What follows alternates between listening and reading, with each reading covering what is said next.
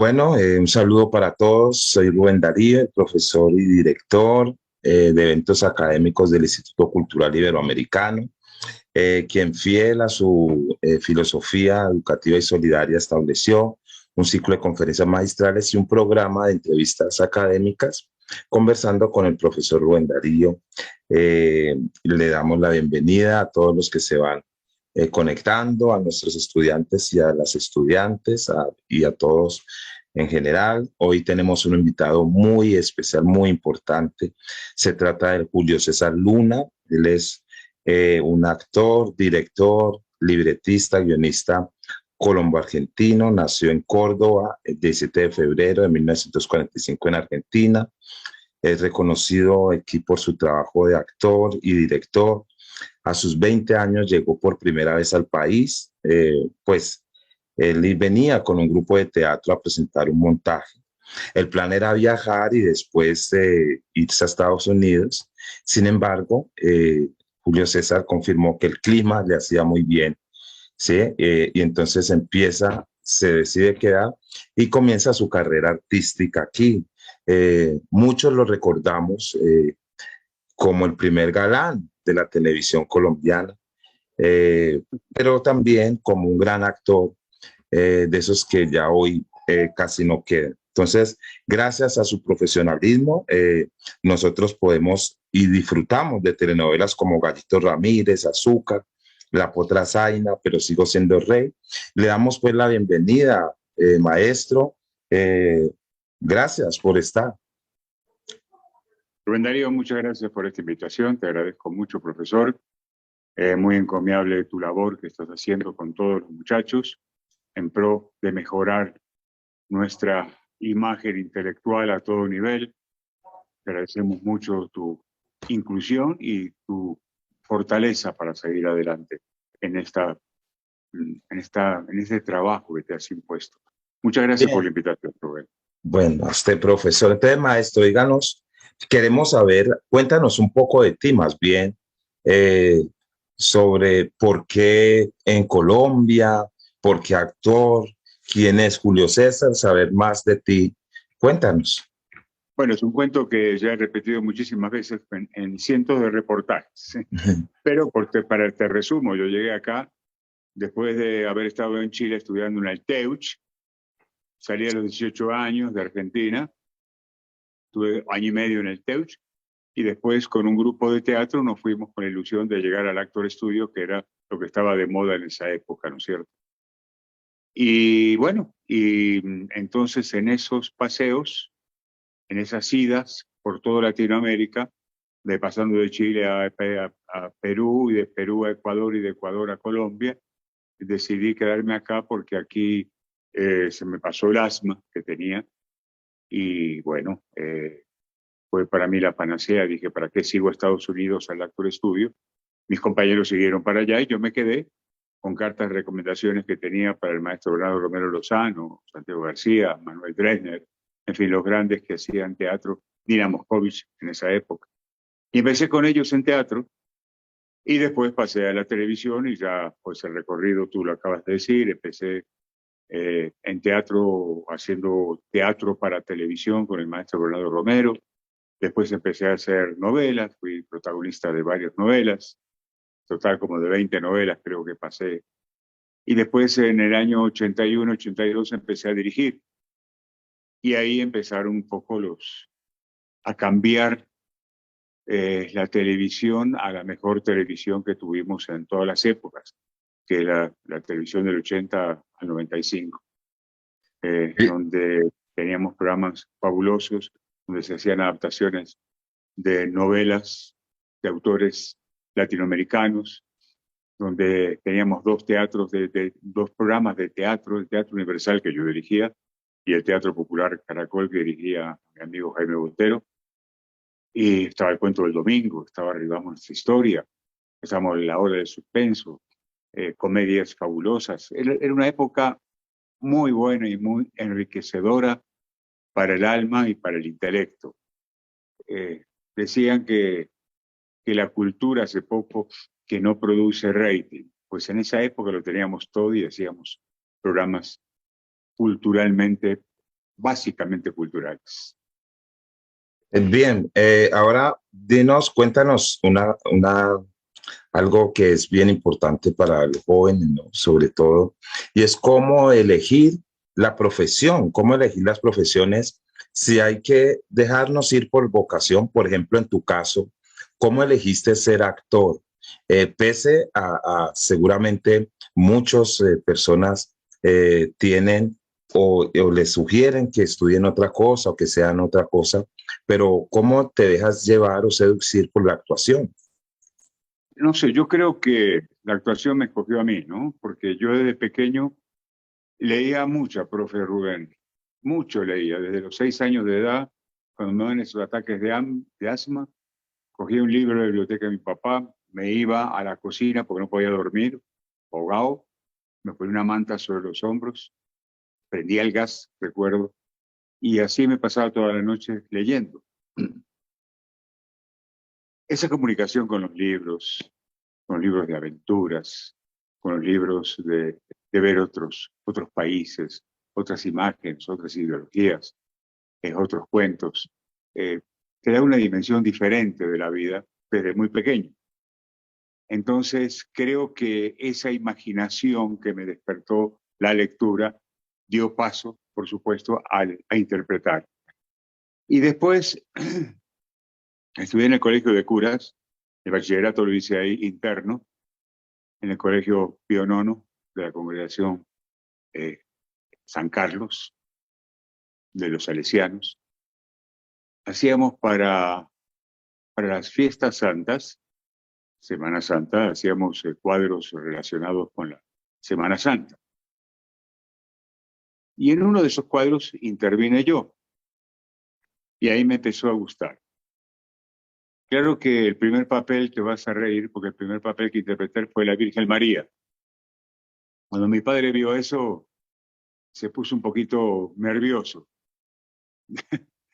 Entonces, en esa Claro. época, por supuesto. Entonces yo le dije, no, tranquilo, papá, pues me cogieron. Pues yo en esa época tenía cara como de muy angelical, digamos, por no decir de niña, pero sí tenía una cara muy angelical. Entonces me escogieron para ser la Virgen María. Y en uno de los cuadros estaba pues recibiendo a Jesús en la cruz cuando lo bajan de la cruz y todo el cuento. Bueno, yo no te diría que ahí empezó mi vocación, pero sí fue un paso para llegar a donde quería. Después montábamos obras de Alejandro Casona, obras blancas, que le llamábamos nosotros, porque eran muy, Los árboles mueren de pie, Nuestra Natacha, recuerdo. En fin, obras que nos daban eh, una sensibilidad especial. Y bueno, y interpreté varios papeles. Ahí fue donde empecé a solidificar mi gusto y me di cuenta que era lo mío, a la edad de 14 años.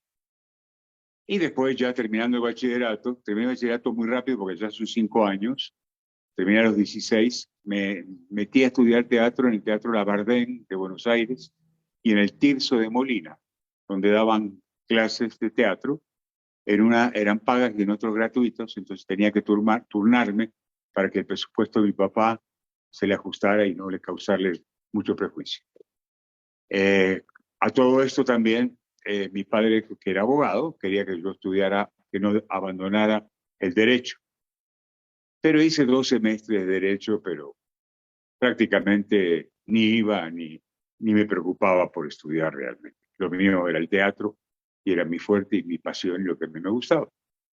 Y después, como te dije anteriormente, mis padres se trasladan a Mar del Plata, que era mucho más húmedo todavía que Buenos Aires, y yo decido, con el permiso de mi papá, irme a estudiar teatro al TEUCH, al Teatro Ensayo de la Universidad de Chile, con grandes maestros que todavía recuerdo, Pedro de la Barra, Luisa Hereima, en fin, Agustín Ciré, grandes maestros que me enseñaron de verdad cuáles eran los primeros pasos que después fui afianzando y comprendiendo más cuando llegué a Colombia con maestros como Bernardo Romero Lozano, Dina Moscovich y otros.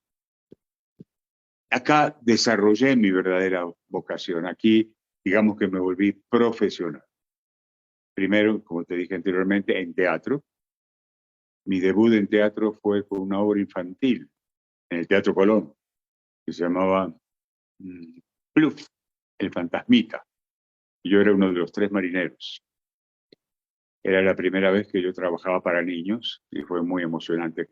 Una compañía de teatro que tenía un gran actor que se llamaba Héctor Rivas. Con él hacíamos temporadas infantiles en el teatro, con compañeros como Mario Sastre, Rocco Petruzzi, en fin, Margarida Castro, grandes compañeros que trabajaron con nosotros en esa época. Y ahí después ya me desarrollé. Ahora, ¿qué consejo le doy yo a los muchachos? Que escuchen su corazón, que escuchen su interior, que no se dejen maniquear de maniquí, por otras circunstancias, que sigan su inspiración, lo que les dicta el corazón y que le hace bien a la mente también. Entonces, si creen, si sienten que pueden actuar, deben hacerlo. Pero, sobre todas las cosas, estudiar para que no se convierta eso en lo que está pasando hoy, en estos años últimos, en la televisión colombiana y en otras televisiones del mundo también. Lo light se está imponiendo y nadie estudia. Los castings se hacen con caras bonitas, con músculos y demás atributos de las mujeres, y no se piensa en estudiar, en adquirir un método de actuación.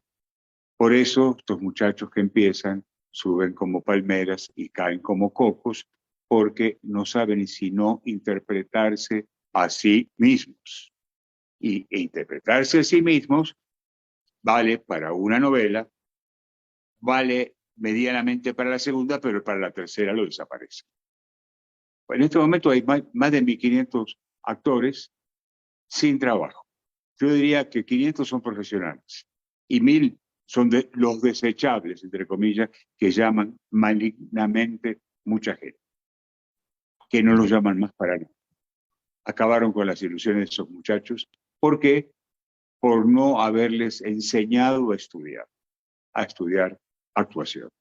Esto, como cualquier profesión, se necesita estudiar. Hay métodos, no solamente para hablar, sino para moverse, para respirar, para desplazarse, para volar, para improvisar, para muchas cosas. Todo eso es base fundamental para aprender a actuar.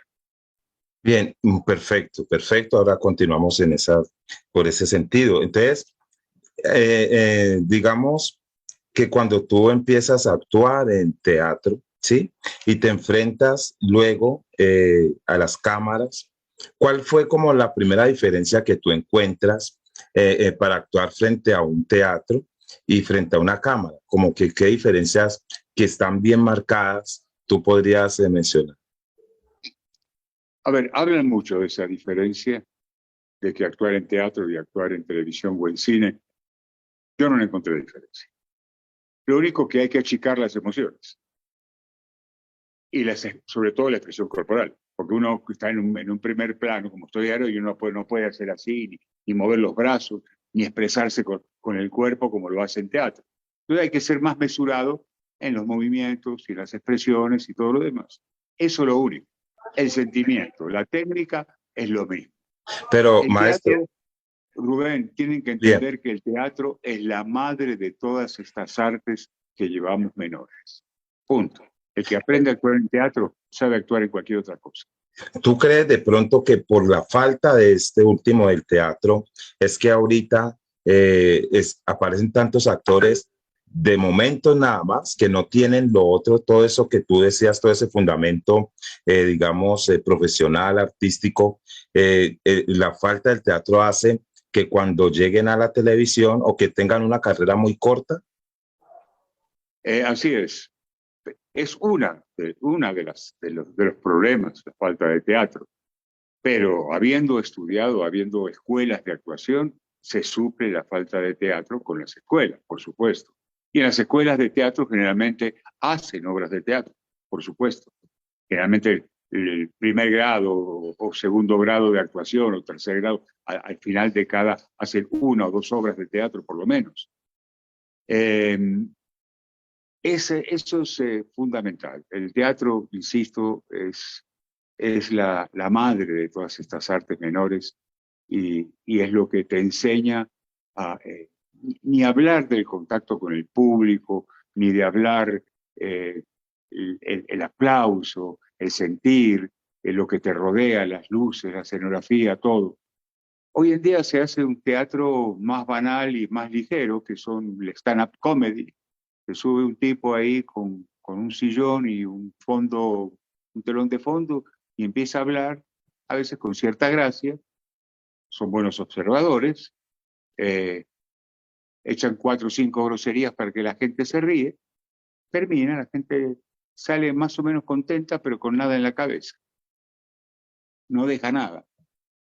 Pero eso, para mí, eso es una parte ínfima del teatro. Para mí eso no es teatro.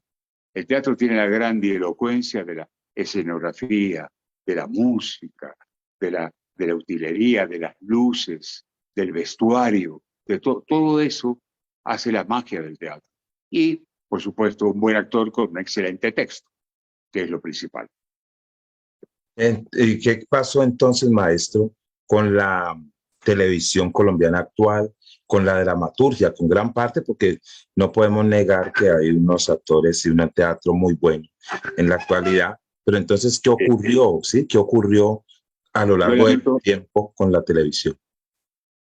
lamento eso que tú dices, Rubén, de ver actores muy buenos de mi generación y más nueva generación, de 40, 50 años, que han estudiado teatro, que yo sé que han sido eh, muy fieles estudiantes acá y fuera del país, y se ven obligados a hacer malos contenidos por la situación económica, por supuesto, apretados por la situación económica. Algunos de nosotros dijimos, no, no, no me niego a hacer narconovelas, podía permitírmelo.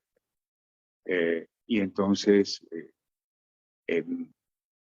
los contenidos, insisto, son muy baratos. La gente que escribe para televisión tiene poca imaginación y no le exige el más, entonces hacen lo que pueden. En este momento, los buenos escritores ya no están en la televisión colombiana o están haciendo otras cosas o se han dedicado al cine, pero no están escribiendo para televisión. Entonces se hacen contenidos de narconovelas para vender afuera del país, que es un problema económico nada más. Y entonces llaman a actores que hablan paisa. ¡Ay, qué buen actor que habla paisa! No, son paisas que hablan paisa, pero se saben interpretar a sí mismos, como te dije anteriormente. O a costeños que hablan costeño, y no más, pero que no tienen ninguna técnica ni nunca han actuado, pero hablan naturalmente en su acento, entonces son bienvenidos a la televisión. Pero los pones en otros papeles y ahí hacen agua, pobres, porque no. Yo no descarto que entre esos muchachos exista talento, haya talento, posiblemente, seguramente, pero tienen que estudiar porque si no se van a quedar enquilosados ahí. Y tienen que trascender, no pueden quedarse en una novela, en una narconovela o una novelita de la que están dando ahora solamente porque salen en televisión. Además porque salen en televisión y firman autógrafos, ya se sienten actores y se llaman actores. No, señores, les falta mucho, mucho, mucho estudio, mucha interpretación, muchas ganas de desarrollar ese espíritu que tienen dentro de ustedes mismos y que se plasma a través de la actuación. Porque tenemos que pensar que debemos actuar de adentro hacia afuera, no al revés como lo están haciendo ahora. Había un profesor, Philip Toledano, el cual lo tuve en el Teatro La Cabaña en Perú unos meses, que me decía, Julio, los actores no bajan hacia el público debe subir al escenario. Con esto es muy sencillo lo que te quiero decir. No hay que hacer concesiones, ni hacerse gracioso, ni decir un chiste estúpido, ni echar una mala palabra para que la gente se ríe, ¿no? Y es como bajar al público, es eso. Lo otro es poner el sentimiento, sentir de verdad, poner la cuarta pared, expresar lo que uno siente, y el público inmediatamente va a subir solito al escenario, va a estar contigo rodeando. Esa es la expresión. Sí, y en estos tiempos que corren, yo creo que es en todas las áreas, en todos los campos del arte, porque estamos como atravesados por la inmediatez, por lo banal, ¿no? Lo insustancial, y muchos hacen, asimismo en la escritura y en la poesía, por la cantidad de likes que reciben, ya dicen que son poetas, y entonces falta preparación, ¿no?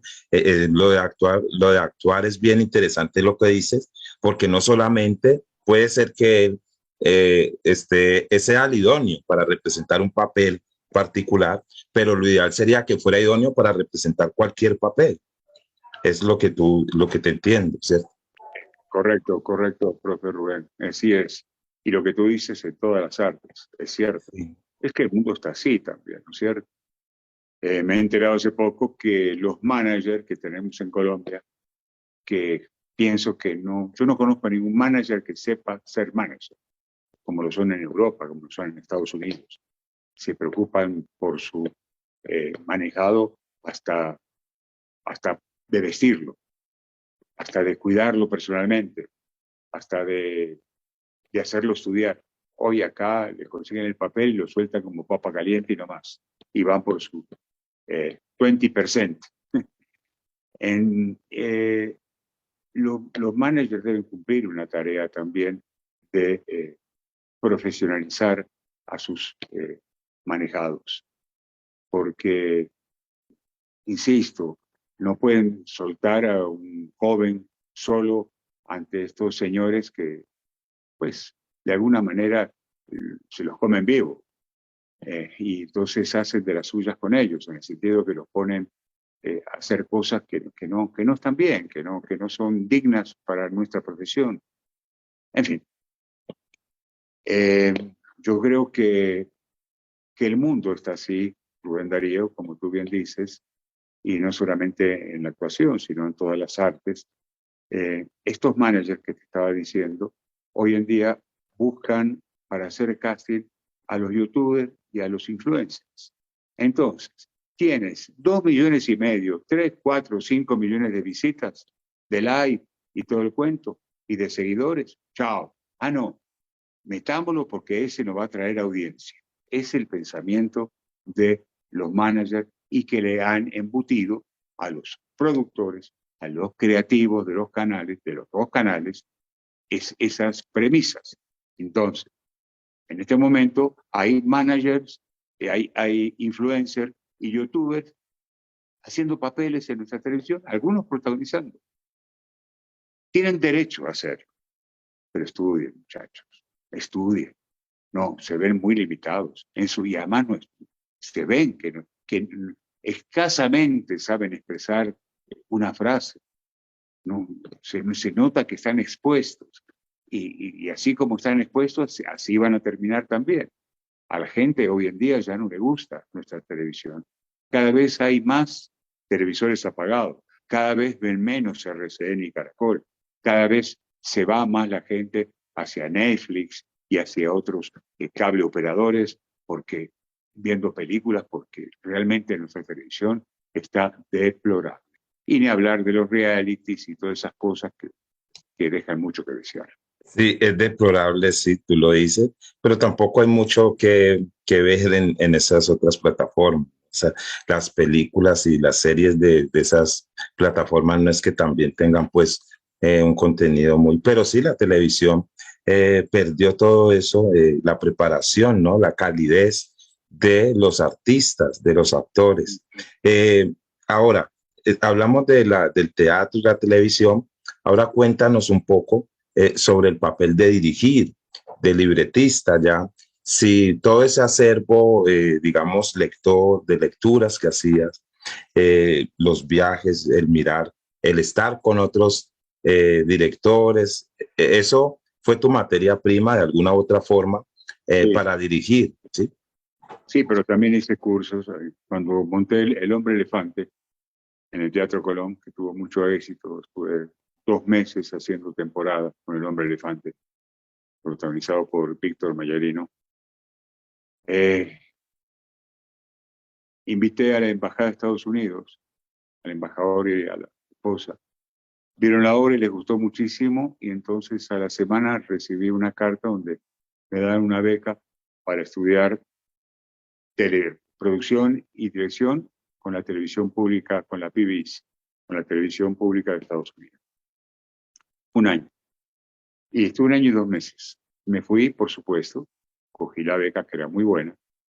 Era una beca donde no era escaso el, la forma de moverme y lo que ofrecían. Entonces empezó en Washington, después fui a Baltimore, Dallas, Los Ángeles y después el este, New York, terminó en New York.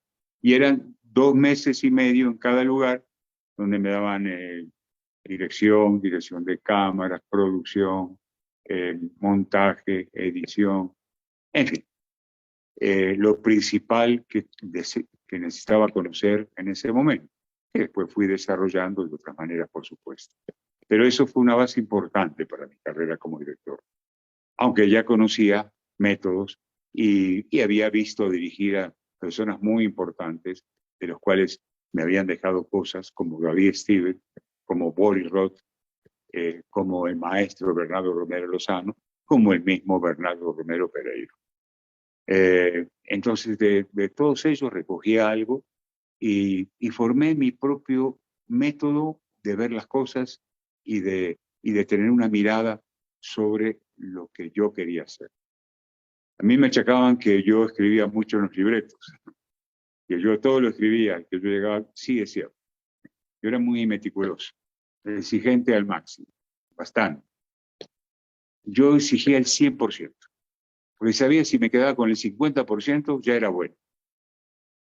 Entonces mi exigencia era muy dura conmigo mismo, por empezar. Muy, muy, muy exigente conmigo mismo. Porque yo casi ni dormía, los sábados y domingos me la pasaba montando, después iba a las 6 de la mañana a grabar, ensayaba cámaras y ya me metía en el estudio, salía a las 8 de la noche, me iba a editar ese mismo material y después terminaba como a las 2 de la mañana musicalizando. Iba, me acostaba y al otro día no dormía casi. Y sábado y domingo no descansaba. Entonces era agotador, claro, era un trabajo que estaba muy joven, yo tenía 31, 32, 23 años y me permitía hacerlo. Hoy en día me cuesta mucho más trabajo hacerlo, pero ya uno va agarrando cancha, digamos, con los años y sabe cómo manejarse y rodearse de las personas que lo ayudan a uno. A mis grandes colaboradores que tuve, tanto en Caracol como en la RCN, fueron los técnicos. De los técnicos tengo el mejor recuerdo del mundo. Pues ellos aprendieron conmigo y yo aprendí con ellos. Era un Tommy Daca muy bueno. Yo les decía, muchachos, no vuelen en dirección opuesta, vuelen conmigo. Si yo les planteo que esta toma es acá con este fondo, no es con la cámara de allá arriba, ni es con un barrido, no, es con en ese mismo ángulo, mejórenme ese cuadro. Entonces, apórtenme a ese cuadro. Entonces, ahí nacían los aportes alrededor de lo que uno pensaba y había imaginado, que es hacer cumplir los objetivos. Yo le decía a los muchachos siempre un dicho que ha hecho carrera, no porque yo lo hice, sino porque le gustó a la gente. En esta profesión hay que equivocarse con seguridad, profe.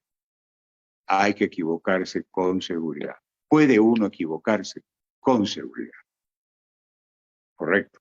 Es la única forma de poder lograr cosas, estudiar, proponer, sudar la gota gorra, profe. Hay que hacerlo. O sea, no, esto no viene en la inspiración divina, no. La inspiración divina viene de vez en cuando. De vez en Desde cuando trabajo, el trabajo, trabajo, el persistencia. trabajo, el tesón, el empuje, eso te da la inspiración. Eso te da la inspiración. La inspiración de pronto aparece, pero no te quedes esperando la inspiración porque te mueres. No haces nada. Entonces, eso siempre le digo te hablaba de los técnicos, y con ellos tenía un gran entendimiento. Tanto que muchas veces me peleaba con los productores generales y con los creativos, porque me tocaban los técnicos de una u otra forma, o me lo mandaban a otro hotel que no era el que teníamos con los actores, entonces yo protestaba, o no les daban los almuerzos que nos daban a nosotros, y yo protestaba, porque, en fin, porque me parecía injusto, porque ellos también son artistas y también son personas. Entonces, yo me ganaba mucho. Yo era una piedra en el zapato, profe Rubén, para los creativos y directivos de los canales, ¿me entiendes? Yo era una piedra en el zapato. Por eso no me quieren, y hasta razón tendrán, ¿no es cierto? Hasta razón tendrán. Sí. Yo tengo un dicho, Rubén, creativos y te sacarán los ojos. Así es. Bien, maestro, aquí pues nos quedaríamos horas escuchándolo, mucho que aprender, ha sido muy enriquecedor este momento, pero antes de despedirse y de despedirnos pues, y agradecerle a todos los que están allí, los que estuvieron pues conectados y viéndonos, en qué proyecto estás trabajando ahora? ¿Qué es eso de Pintar a Yo? Ah, correcto. A ver, estoy en un programa de sostenimiento social de prevención para el maltrato infantil en los hogares colombianos. Son libretos escritos por Marta Bosio, testimonios recogidos de las universidades, de muchachos que han expuesto sus problemas. Cuando digo Marta Bosio, se me hace un nudo en la garganta porque falleció hace poquito, mi gran amiga, mi alma gemela, donde está Martica, escúcheme y le mando un gran beso y abrazo.